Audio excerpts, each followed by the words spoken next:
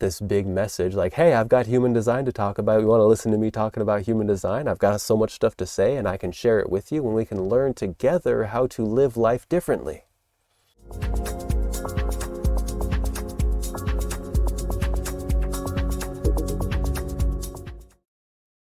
Hello there and welcome to Dharma Science Radio. My name is Ian and today we are in the process of bringing light to the darkness. Today we are in the process of talking about my personal Uranus opposition as an example and demonstration of what life cycle analysis is like through the lens of human design. And so if you haven't watched the first episode in this series, or at least the previous return, this was all about my Saturn return. And you'll find that video linked right up here in the little clickable button, hopefully. So to begin with, I'd like to describe a little bit about what the Uranus opposition is all about. As described by Ra, the Uranus opposition essentially forms an awakening code for the individual. For this Uranus opposition point occurs at about 40 to 44 years of age or so. This is called the midlife point, and this is when the nodal shift occurs. Now, this awakening program is not something you can force, nor is it something that you can rush, because it's based on planetary bodies moving out in space over time that we're participating with in real time, in moment to moment, one after another. And so fundamentally, there's a major shift between what happens in one's life and what energy one is carrying forward. There is said to be a pranic breathing in of life in the first 40 or so years, and then a pranic breathing out of life force energy in the remaining 40 or so years of life. So this marks that midlife point, the halfway mark energetically. This is when we shift from the south node as our theme in life, as our environment that's all around us. It shifts into the north node. And we begin this process of stepping into becoming the person who we will be for the rest of our life. This is really about figuring out who one is, aligning with that, and then living as oneself in the life going forward. The first 40 years, we're making sure that we can survive. The 40 years after and beyond, this is about living. This is about the flowering of what is possible as a nine-centered human being. This is about a deeply receptive and unusual, a new life that takes the usual, it takes the normal, it takes the old school strategies, and it remixes it and stretches it out over time because we have longer lifespans than our ancestors, and we don't condense our life into such small little strategic systems. We can actually witness a receptivity of life that goes beyond our imagination and beyond our thinking capacity. And that's only if we're listening to our inner authority and type strategy, only if we're trusting the body to make decisions for itself that we gain access to a life beyond our imagination. And so let's hop right into the analysis here. First off, you'll see that we have my birth chart. This is my natal chart. I was born as a 1-3 emotional authority generator. And so basically this means that I have to wait for clarity. I don't have access to the truth right now. I only have a limited relative sense of, oh, well, this feels right. This feels right. This is obvious to me. This makes sense. Or, oh, I don't know about that. It doesn't quite feel clear to me. And being able to wait for the moment that clarity arrives before making decisions in response is really what changes the game for somebody like me. Once I am clear on something, then my response can be clear, and I can go forward as myself into situations, rather than amplifying my openness from mental decision-making, survival strategies. And so basically I'm a 3740 right up here is my personality, sun and earth, so I care a lot about community. I care a lot about family. I care a lot about how we treat each other and being able to really be good to each other. I'm a first-line personality, which means I seek to find stability, and I like to study. I tend to be introspective. Now see over here, I'm a third line in the unconscious, which means my unconscious is bumping up into the unknown and finding the limits. It is trying to push the boundaries to find out where things happen.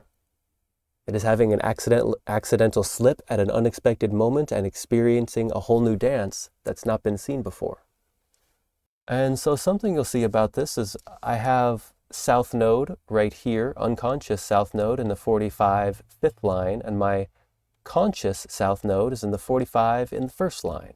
These are both gates of the gatherer. This is about gathering together in the first line of canvassing and in the fifth line of leadership. That gathering together must have a center and a focus. And so the environment that I found myself born into was around that ability to gather together, that we could group up and we have some kind of a focus or a center or a thing we do together. And hey, we're together. This is great. And that was the first half of my life. However, moving into my Uranus opposition, we will transition into this 26th gate in the first line and 26th in the fifth line. So here we have the 26th, the egoist, the taming power of the great, which is about a bird in the hand.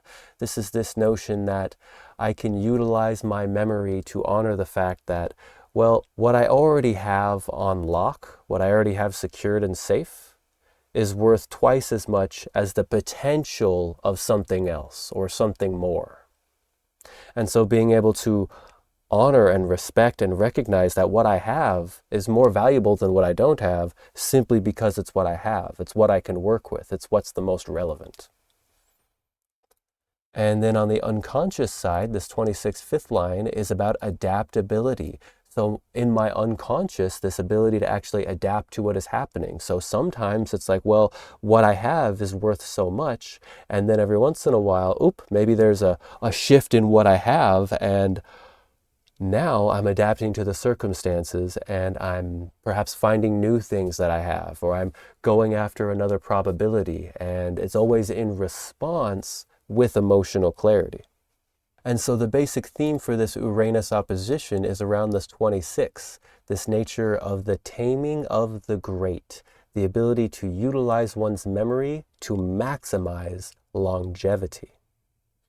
To remember the important things, to remember what you need to remember, and to be able to spin that memory in a way that is beneficial for survival and for longevity. So that's the environment my unfolding comes out into. And now when I go forward into this next chart, you'll see there's a lot more stuff going on here. This is my actual Uranus opposition chart.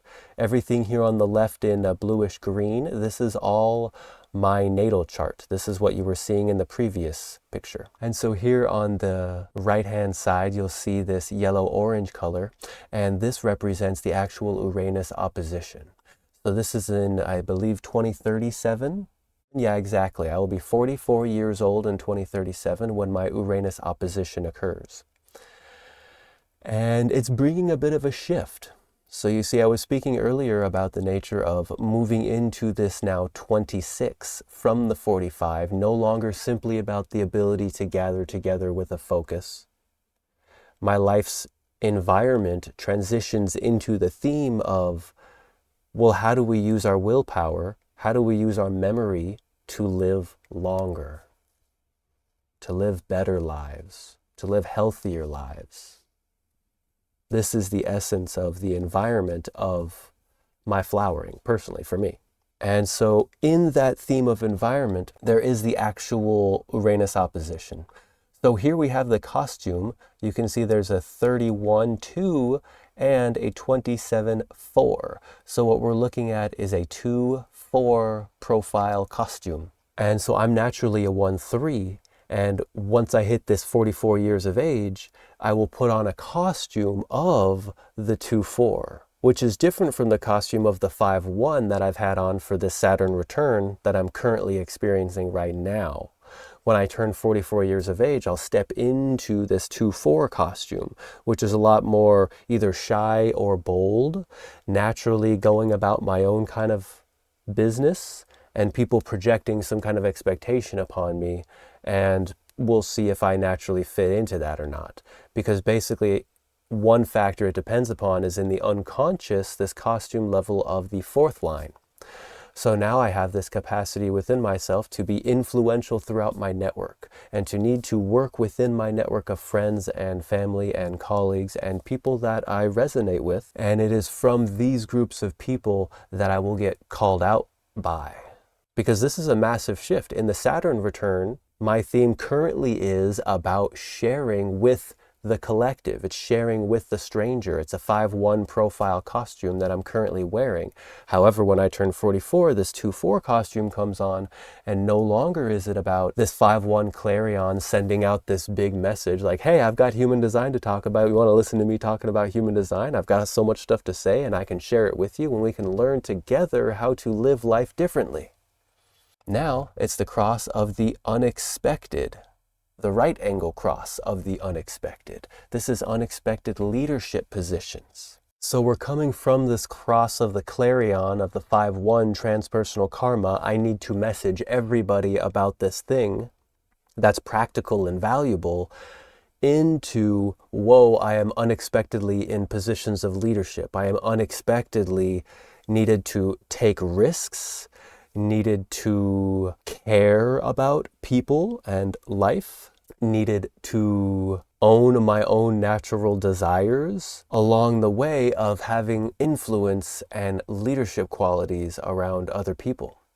So these are the 4 gates that make up this cross. So beginning with this 31 in the second line is the line of arrogance in the gate of leading and influence.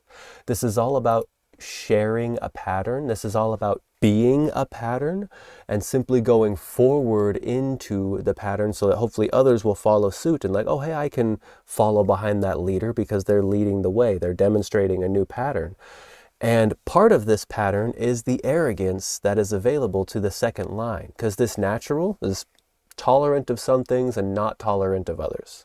And so the arrogance can be a natural way of like, I did not wait for counsel. I did not wait to receive approval. I simply knew what was right. I received my clarity and I knew it and I acted upon it. I responded to it. And that is a key element in my own personal awakening sequence, that there is this capacity to, oh, hey, I recognized it. I did not need counsel and I went forward. And you can call it arrogance if you want, yet this is what I needed to do. And so I went and I did it. Because what grounds in this personality sun in the transit? Well, it's the 41 in the second line. It's the line of caution in the gate of contraction, decrease, and desire. This is humanism tempered by pragmatism. So in the sun, we saw the arrogance, and now in the earth, we see caution. So on the grounding inside, what makes the arrogance actually possible is that it is grounded by caution, that I have desires and I'm going to be pragmatic on my steps towards them, recognizing that, yep, I understand that I need to be cautious and I don't want to jump off a cliff imagining that I could cross the gap when it's not possible. I need to understand one step at a time up the ladder or across the bridge will cross the gap. And that's in the conscious side. In the unconscious side, the earth is the 27, which is the gate of caring and nourishment in the line of generosity, the natural sharing of attained abundance. So you see the arrogance, which is something that leaves such a nasty taste in my mouth, that notion of being arrogant, and yet it's unconsciously shining with generosity. Now, doesn't that change the flavor of that arrogance a little bit? It could be, yes, I have all these wonderful things, and yes, you have some too. Of course you have some. What, do you think you're worthless? No, this is not even a fraction of what you're worth. You're worth so much more, and yet here you are with some. Here, I can give you a taste of what you're worth. And there's so much more within you. I know that you are so much more important and powerful and capable and ultimately valuable to the entire cosmos at large than you can even imagine. And so in the unconscious earth, there's the 28-4. So we're holding on to the preponderance of the great as the game player. This is the ability through whatever means to keep one's grip. So we see that in the unconscious imprint of my Uranus opposition, there is a natural shining generosity.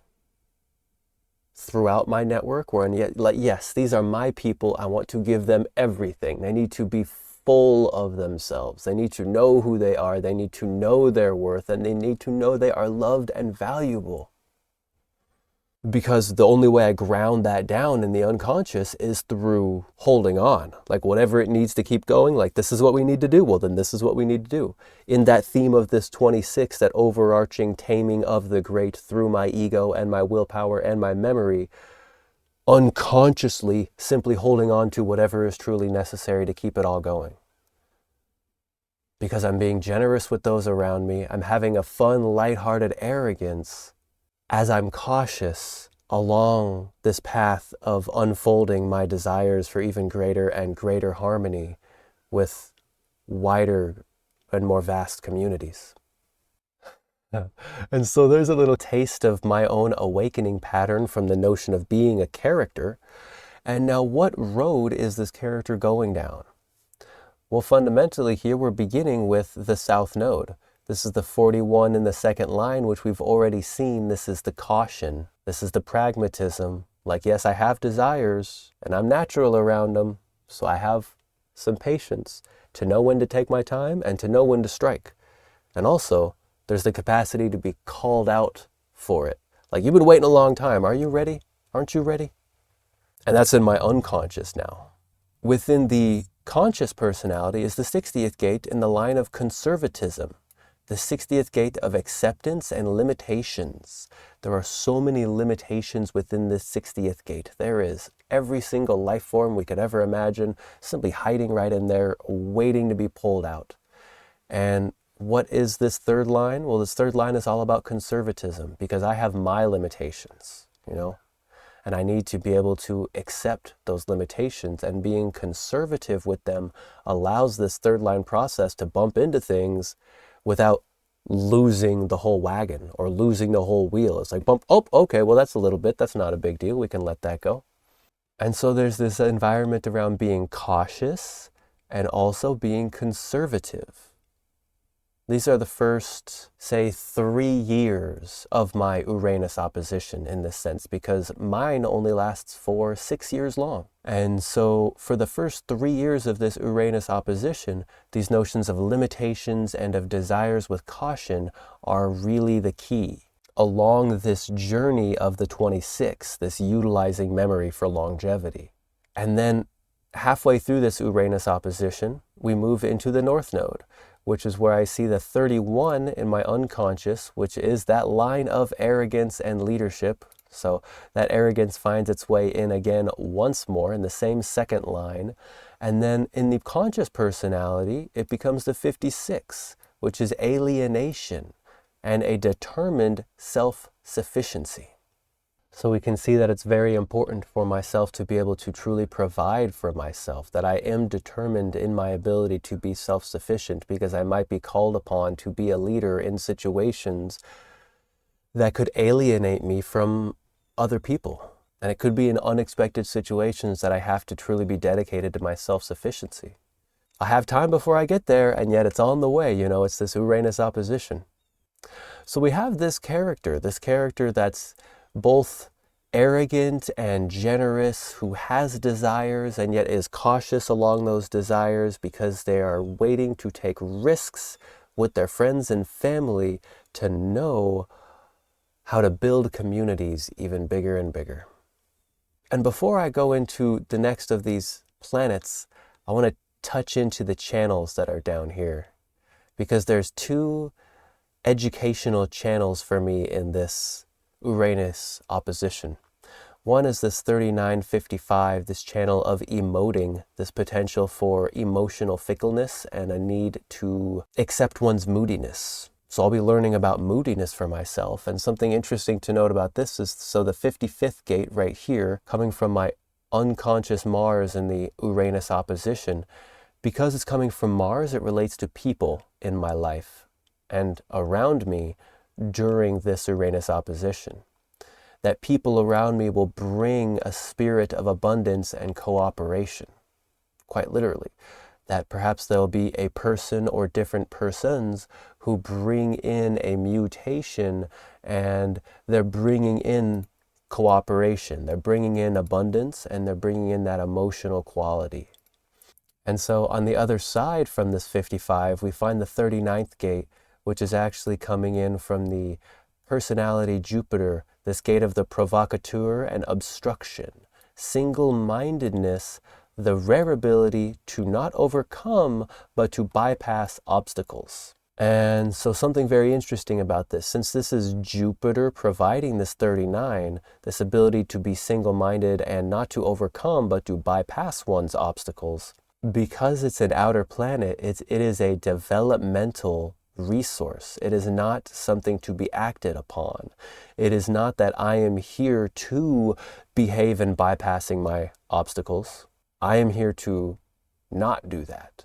I'm here to witness that there is a single-minded bypassing of obstacles, and yet I don't have to do anything about it. I'm not here to do anything about that. I'm not here to participate with that. So when someone brings that spirit of abundance and that spirit of cooperation with me, I need to be able to trust my authority to make decisions around that, and to not necessarily get caught up in that notion of being single-minded and provoking things. And so this third gate here in the sacral center, this is coming from both the unconscious and the conscious Neptune. And Neptune, being an outer planet, is something that is developmental, something that I'm not here to interfere with. And this is about the survival and the ordering of the difficulty in the beginning. This is about the synthesis when we are ordering difficulty at the beginning. Difficulties can only be overcome when all the pertinent factors have been analyzed. And the ability to recognize and distinguish between fertile and sterile in their various manifestations. So, being that that is from an outer planet, I don't need to concern myself with that. I don't need to consciously synthesize all the factors and analyze every single little detail. I don't need to actually distinguish between the fertile and sterile mutations. I simply need to be with my 60, which is this nature of conservatism. You see, I do not need to concern myself about those things in the 3, about every single factor and whether or not it's sterile or fertile, so long as I accept my limitations and I'm with the conservatism of my own nature, holding on to what I need to hold on to, using my memories to retain my life, to continue surviving. And so at the same time, these two channels are very prominent in this theme because they are both educational and developmental. And so there is this individual moodiness from the 3955 that I'll be learning about, and there is the 360, this channel of the mutation. So I can be learning something about a new mutation, about the direction in life that is occurring. You see, in the second gate, the transit from Uranus, this Uranus opposition, is bringing the second gate to harmonize an electromagnetic connection with my 14th gate, defining my sense of direction in life. And so where is the second gate coming from? My unconscious Venus, this direction of the self and the receptive. Intuition. This is sensitivity to disharmony and atrophy. So because this is coming from Venus, and because it is sensitivity to disharmony and atrophy, it means that there will be a person or there will be people in my life who bring this sensitivity in, because their sensitivity to what is truly fertile, their sensitivity to what is harmonic, will allow them to support my own 14th gate, this gate of power skills, this gate of accumulation and gathering resources and power, the ability to perform skill. There will be another person or people who will come along that actually help to guide and orchestrate the direction of that, so that the accumulation power within me is not wasted, so that it is instead used with an intuitive awareness and guided in a proper way. And that comes from a person or people who are around me because it's from an inner planet. What an interesting story that is already, don't you think? This notion of a leader who can be really generous, who can also be arrogant because they're doing whatever they need to do to keep the ship running, and they're being cautious each step of the way along the journey of learning how to truly maximize one's willpower to build and foster genuine community, where no one has to work more than they're able to, where everyone has all their needs met, where no one is completely free from pain, and yet no one pretends they are. So it's a-okay, because we know it's only temporary, and this too shall pass. If you have enjoyed the show and would like to learn more about how all of this applies specifically to you, then kindly refer to the link in this video's description, Private Consultation. Here, we can dive into all of the details together in a recorded call. May your signature vibration of satisfaction, success, peace, and surprise find you in a good way.